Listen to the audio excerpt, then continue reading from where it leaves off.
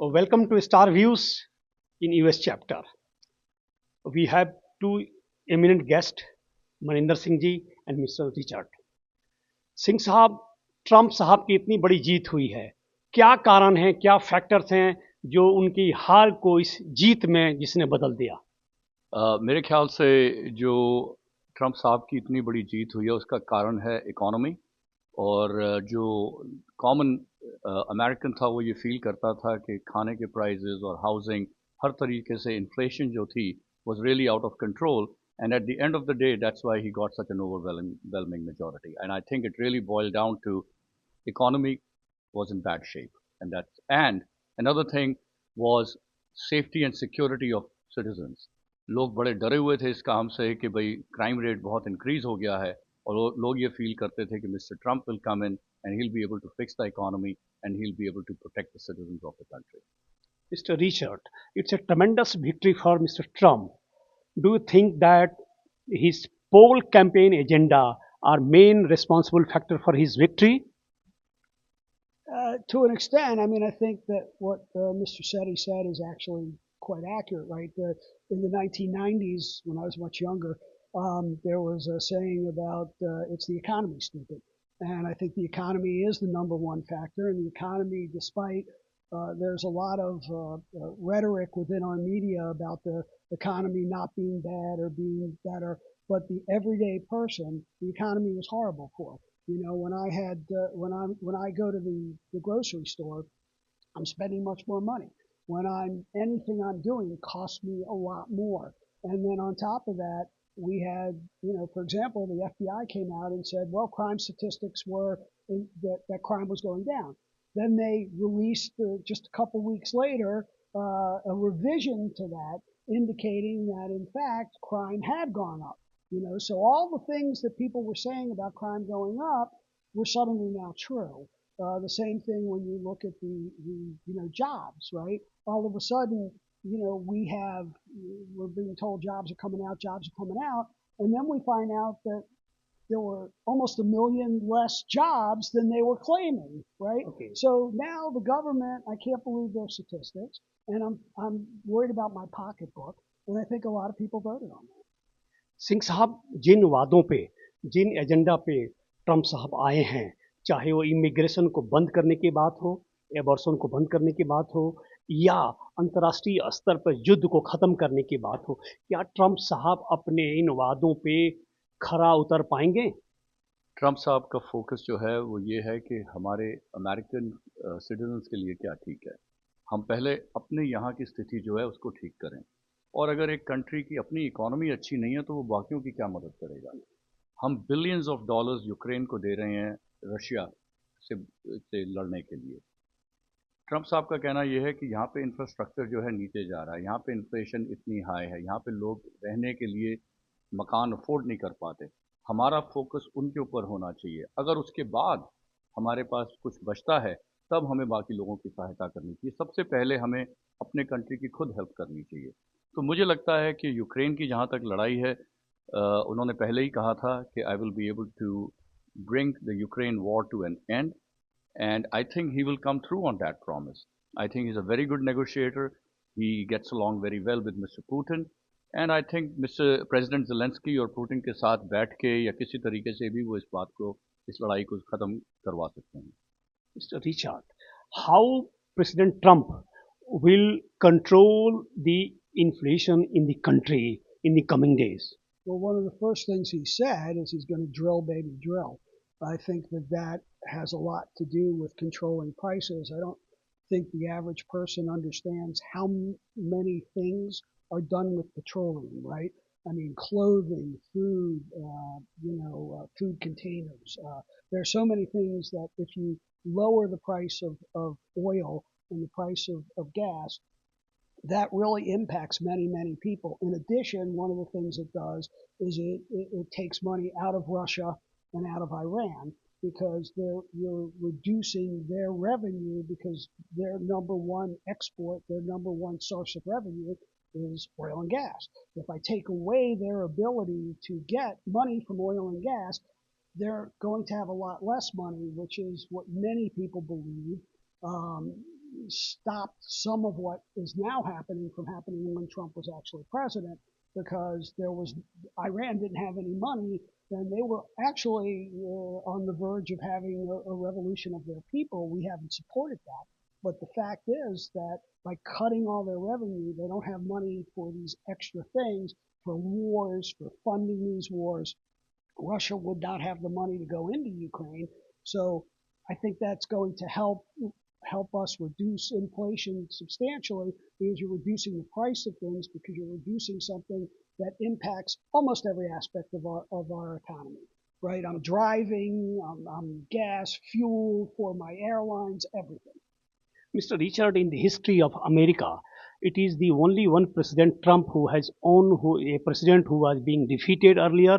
Now he became again president. Do you think that he will be able to give justice to the democracy? Well, I'm not sure first off, I believe there was one other president in history who ran, was defeated, and then ran again. Secondly, I'm not sure what you mean by give justice to the democracy. First off, we're a constitutional republic, and I think that the system is set up where it would be hard for him to be inherently unjust to people. It does happen, and I don't want to say that there's never been problems with our judicial system. Clearly there are, and unfortunately you can determine how the rulings will be based on who appointed them. But at the end of the day, I think that there are so many things going on with this country right now that he needs to focus on straightening out the country before he does anything else. And I think the electorate would agree with that. Singh साहब, जिस तरीके से Trump साहब की जीत हुई है, इस देश में कुछ ऐसी कम्युनिटीज़ हैं जिनको चुनाव के दरमियान में ऐसा माना जा रहा था कि ट्रंप साहब विध्वंसकारी नीति लेकर आ रहे हैं, चाहे यहाँ की माइनॉरिटीज़ को हो या यहाँ के ब्लैक्स को हो। तो आने वाले दिन में क्या इन लोगों के साथ ट्रंप साहब न्याय कर पाएंगे? ये बड़ा ही डिफरेंट टाइप का इलेक्शन था। इलेक्शन से पहले लोगों का ये मानना था कि जो अमेरिका का वाइट वोटर है वो ट्रंप साहब की तरफ लीन करता है, जो नॉन वाइट वोटर है वो यूजुअली डेमोक्रेट्स की तरफ जाता है। पर इस इलेक्शन ने इस चीज़ को गलत सिद्ध कर दिया है। इस बार ये पहली बार ऐसा हुआ है कि नॉन वाइट वोटर ने ओवरवेलमिंगली मेजॉरिटी में ट्रंप साहब को वोट दिया है, क्योंकि हर आदमी ये चाहता है कि मैं एक अच्छी ज़िंदगी बसर करूं, मैं अपने घर को आराम से चला सकूं, मेरी फाइनेंशियल पोजीशन स्ट्रांग हो। और चाहे वो नॉन वाइट वोटर था, माइनॉरिटी वोटर था, मेजॉरिटी वोटर था, रिपब्लिकन था या डेमोक्रेट था, उसने ये देखा कि Trump is a better candidate to bring the economy back on track. और तभी मुझे लगता है कि ट्रंप साहब, जो आपका क्वेश्चन है कि आने वाले कल में क्या ट्रंप साहब उन लोगों के साथ जो माइनॉरिटीज़ में उनके साथ जस्टिस करेंगे कि नहीं, मुझे लगता है कि नॉन वाइट वोटर जो है अब एक उनके इलेक्टोरेट का एक इम्पॉर्टेंट हिस्सा बन गया है। और मेरे को लगता है कि he will do justice to every citizen and he will try to heal the country by bringing people together. Singh साहब, इससे जुड़ा हुआ एक और सवाल है। प्राइमरली ट्रंप साहब बिजनेसमैन हैं, तो क्या यहाँ के बिजनेसमैन आप हुए या आपकी तरह जो लोग हैं, एंटरप्रेन्योर हैं यहाँ पे, उनको कुछ फ़ायदा दिख रहा है? हमें ये फ़ायदा दिख रहा है कि कई बार कुछ रेगुलेशंस ऐसी होती हैं जो कि अननेसेसरी होती हैं, जैसे हम रेड टेप कहते हैं गवर्नमेंट के अंदर। मुझे लगता है being a businessman he understands that very well and he will be able to cut through the red tape so that it becomes easy for a small business person like us to be able to work efficiently. तो मुझे लगता है कि ऐसा होगा। Mr. Richard, there is a question from outside US. How come Trump will change the stand on international politics? There is a world view of coming of Trump here. There are so many problems going in the world, whether it is West Asia, whether it is China, whether it is Pakistan or India. US has established procedure for foreign policy. So do you think that there will be any departure in the conventional international politics of US? I think what Trump will do is based on what he did in 2016. I think that it will change in some respects dramatically from what Biden has done. But at the end of the day, I think that, well, maybe I hope, but I think that what Trump is going to do is going to be based on what is best for the country as a whole, right? The United States. And that's what a government should do, right? A government should always, I don't care, the Indian government should do what's best for the people of India, right? The Chinese government should do what's best for the people of China. At the end of the day, Trump should do what's best for the people of this country. He should not make decisions that benefit others over and above the United States citizens. That's why people come here, right? They come here for the freedoms that this country offers. Sometimes it's a little less free than we would like, but we are trying to do things that allow us to prosper and grow. And that should be, I think that should be his number one priority with respect to international. Now, having said that, you always have to be cognizant of what's going on in the world, and I don't think you want to do something that's going to harm other citizens. I think you want to institute policies that will benefit everybody. But at the end of the day, you have to benefit your citizens first, and then hopefully you can engage in trade that's fair and help all countries do better. Mr. Richard, there is a connected question. How far Mr. Trump will tackle the matter of human rights in US, likewise Black Lives Matters? Because, in his previous term, there was quite turmoil on these issues.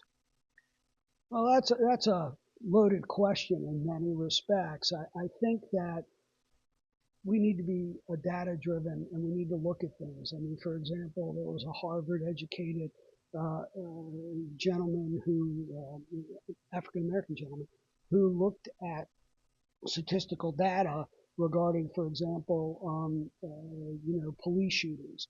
And he actually reviewed the data with two separate teams and came to the same conclusion, which was that in fact, African Americans were not killed by police in more than statistically than any other group, and in fact were less. And that young man needed security to drive around this country. So that tells me that facts are not necessarily the driving force, and they should always be the driving force. We should look at the facts honestly, and then those policies should be based on that.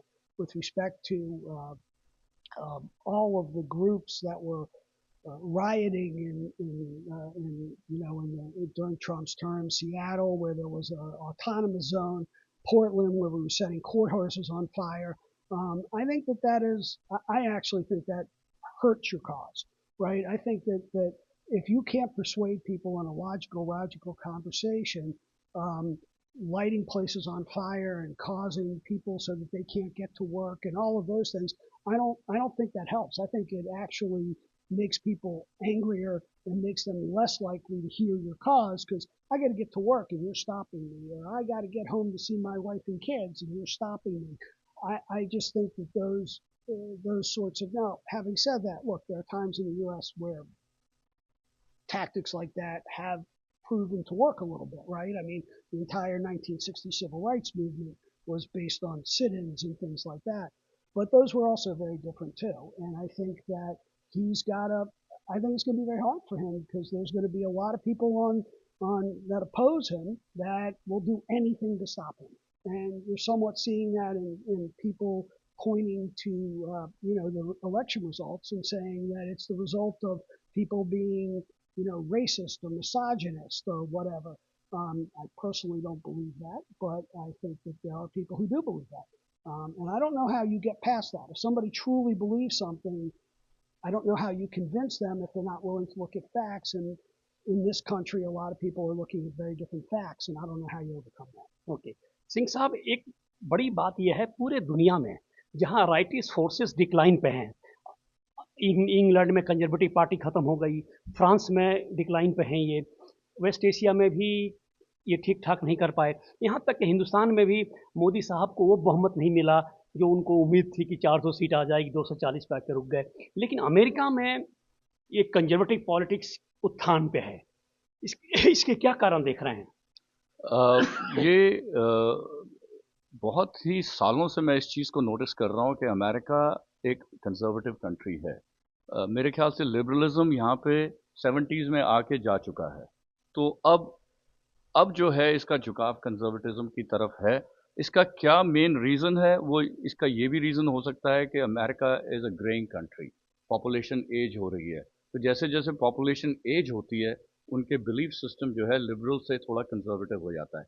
India की population बड़ी young population है, almost 600 million people under the age of 35। तो जैसे जैसे जितना आदमी जवान होता है उसके व्यूज़ थोड़े से लिबरल हो सकते हैं। मुझे एक ये रीज़न लगता है। Mr. Richard, how do you assess upcoming President Mr. Trump future in this country at least for 4 years? Um, I mean, I'm not sure of what you're trying to what the question's really designed to elicit from me, but I think, look, if he gets the House, which is still in doubt, I think it makes his life easier, and I think he'll do a whole lot of stuff that he said he was going to do, because he'll have the ability to do it, and hopefully the economy will pick up and things will be better. And I think that it will be interesting to see. We've heard a lot of talk from different factors about everybody coming together, but ultimately that could just be talk. So how does that stop? How will the Senate use the filibuster to stop things that Trump wants to institute? And what happens if he does lose the House, right? If he loses the House, it changes a whole lot. Because with the House, it's easier for him to get things through. Without the House, he's going to have to do everything from executive order. And as we have seen with executive orders over the last 8 years, an executive order exists only for a certain period of time, and then the next president comes in and can change all of those executive orders. So legislation is always the best way to do it, but if you don't have the House, it makes it very hard. So I think we'll have to see if he gets the House, and then we'll have to see how many individuals within his own party are not willing to go along with whatever he's proposing. And that will probably require some negotiations with people in his own party. And I think you need to look at the other party as well and have them help. I mean, I think Democrats need to somewhat help. I'm sure there are some that would help in certain instances, right? So hopefully it will become more, less confrontational and more how do we get to where we need to be. Ultimately, though, time is the determining factor. Okay. Singh साहब, जिस तरीके से Trump साहब को senate में, house of representative में absolute majority से ऊपर के वोट्स मिले हैं, now he is very comfortable to run the government. तो आपको लग रहा है कि ठीक ठाक सरकार चला पाएंगे या ऑटोक्रेट बनने की संभावना आपको लग रही है? मुझे नहीं लगता कि ऑटोक्रेट बनने की संभावना मुझे लगती है। देखें, एक चीज़ मैं आप सब जानते ही हैं कि ट्रम्प साहब वाज ऑलरेडी काफ़ी वेल्थी, काफ़ी वेल एस्टैब्लिश्ड बिजनेसमैन थे, और उनको कोई ज़रूरत नहीं थी कि वो सब अपने आराम और सब छोड़ के पॉलिटिक्स में आते। लेकिन वो आए, और मुझे नहीं लगता कि वो ऑटोक्रेट, उनकी पॉलिसीज़ कई बार ऐसा लगता है कि ऑटोक्रेटिक पॉलिसीज़ लगती हैं, क्योंकि we are used to a lot of freedom and lot of free speech and things like that in this country. तो कई बार लगता है, पर मुझे नहीं लगता कि वो एक ऑटोक्रेट की तरह आएंगे। जहाँ तक सेनेट के अंदर मेजॉरिटी है वो तो उनको मिल चुकी है, और house is still a toss up. हालांकि रिपब्लिकन्स को आज 10 नवंबर को मेरे ख्याल से उनके पास 216 हैं सीटें, और डेमोक्रेट्स के पास 200 हैं, तो मुझे लगता है हाउस में भी उनको मिलेगा। I hope they are able to control the house also, because then he has no reason to say that he couldn't achieve things on his agenda. We want to give him a free hand to be able to achieve what he wants to achieve as far as what he set out to do. तो I hope कि उनको house में भी majority मिले, senate में तो उनको मिल चुकी है, और जहाँ तक ऑटोक्रेट का सवाल है, I don't think so. Singh साहब, एक आखिरी सवाल, ट्रंप की जीत यूएस में हुई, लेकिन इसकी दिवाली हिंदुस्तान में मनी जी। फ्रेंड्स ऑफ मोदी की बात से हिंदुस्तान में इनको जाना जाता है कि मोदी साहब के व्यक्तिगत दोस्त हैं जी। तो आपको लग रहा है कि दोस्ताना निभेगा? बहुत निभेगा, और इंडो यूएस रिलेशंस वैसे जब से मोदी साहब आए हैं वैसे भी एक ऐसे पिनिकल पे पहुंच चुके हैं कि मुझे नहीं लगता कि ट्रंप जी हों या ना हों उससे कोई इतना फ़र्क पड़ेगा। Of course, it certainly helps if you are friends with the head of the state. जो हमारे यहाँ पर प्राइम मिनिस्टर मोदी हैं और यहाँ पे अब ट्रंप साहब आएंगे, दोनों की रिलेशनशिप बहुत ही अच्छी है, एंड सच बात ये भी है कि इंडिया अब एक यूएस का बड़ा स्ट्रॉन्ग एलाय है। हालांकि India is trying to pursue its own foreign policy without being named as an ally of Russia or of the US. पर यूएस के अंदर अब एक चाइना को एक थ्रेट माना जाता है और उस थ्रेट को काउंटर करने के लिए the only country that can do that is India. Mr. Richard, your last comment on Indo-US relation. How do you see from here? Well, I mean, I think that it makes sense to engage in fair trade with every country that will do it. I probably personally have a bias because I have a lot of friends that are of Indian descent from the country, and so I personally enjoy those relationships, and I think that there can be certainly a mutually beneficial relationship. And I heard nothing from Donald Trump, President-elect Trump, that would suggest that he's going to drastically alter it, particularly drastically alter it in a negative way. Thank you so much, Mr. Singh Saab, Mr. Richard, for participating in Starviews program. Thank you so much. I am obliged for it. Thank you.